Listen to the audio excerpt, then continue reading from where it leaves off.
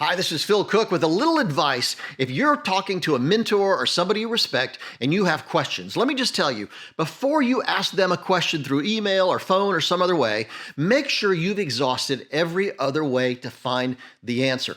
When you're talking to somebody important, time is of the essence. They're busy. They're doing a lot of projects. That's the reason you respect them in the first place and are seeking their advice.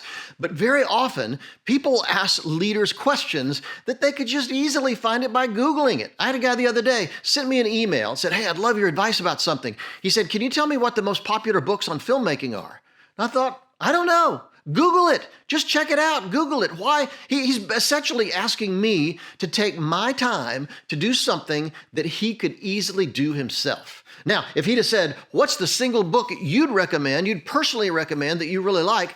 That's a different thing. But very often I'll get emailed questions that are just something I don't have any idea, but I could Google it. And I often just kind of out of being, because I'm a little bit snarky, I'll Google it myself, send it back to them and let them know that I did it and how easy it was. So here's the deal. If you're seeking mentorship, if you're talking to someone who's a VIP or somebody who you respect, make sure when you ask them a question, you ask them in a way that, or let me put it this way. Before you ask them the question, make sure you've done everything you can to find that question yourself, because you don't want to offend them. You don't want to make them upset. You don't want to get them frustrated. That doesn't help the way you look in their eyes.